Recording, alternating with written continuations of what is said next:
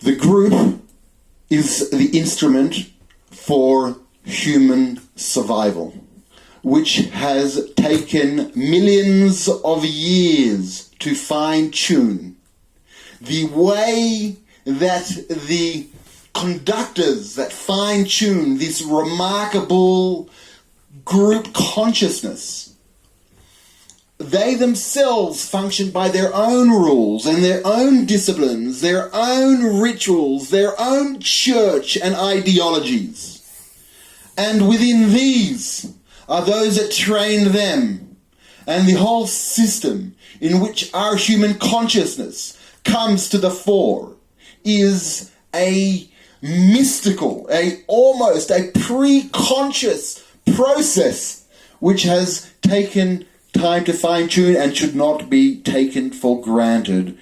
And as we approach the high holidays, the awesome days of introspection, are these processes, how the group, how the network, how the neighborhood, how the community, how society, how does governance, how does it work and resonate and restructure and reform itself. And on the backdrop of corona, of social isolation, of forced quarantine, where tens of thousands of people get fines for going into the streets and one's faces cannot be shown, and the entire group dynamic has changed, wherein a centralized authority, an unidentified centralized authority, which is not human, and which is of a bureaucracy which is structured in sometimes awkward ways, is interacting with humanity, actually is taking control, hijacking, if you want to call it, the human condition. Now, this could, of course, be part of a process, part of a play out of procedures necessary, hopefully on the way for humanity to take charge again and to give the human community, the families of Earth, their role and their expression in it. And it is really this process which goes and continues throughout history. This is the story of the human family, how we organize ourselves. There is a fascinating debate going on towards the high holidays about attending synagogue. And the same goes for the mosque and for the church.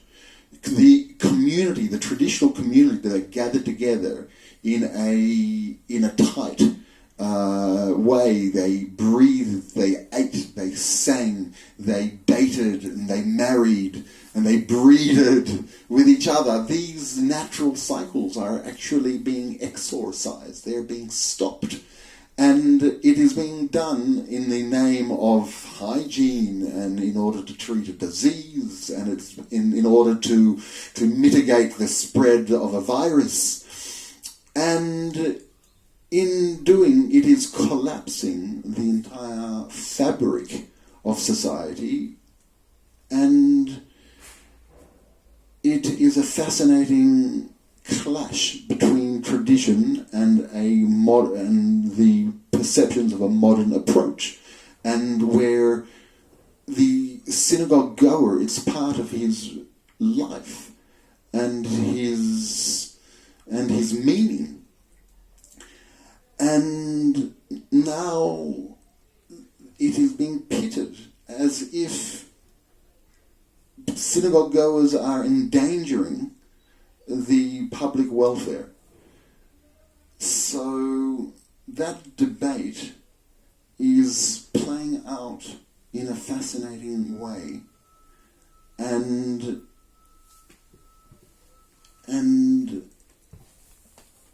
it seems that the most conservative of the religious leaders are acknowledging acknowledging or accepting the demand of governments to close down. I find that to be very interesting. On one hand, it is the responsibility of the religious leadership to do the best for the welfare of the flock. On the other hand, it is not yet sure what the best thing is, and there is a lot of debate. And a religious perspective, a true religious perspective on how people should congregate, and how they should meet, and how they should pray, and how they should exorcate their feelings over the year, and to clean their psychological baggage, how to commit themselves to a process which has happened over thousands of years, which is good for the collective. What happens to that in social isolation? And to that subject of the human relationship with God and the group and the greater collective, I'm going to dedicate a number of sessions over the coming days towards the Day of Atonement.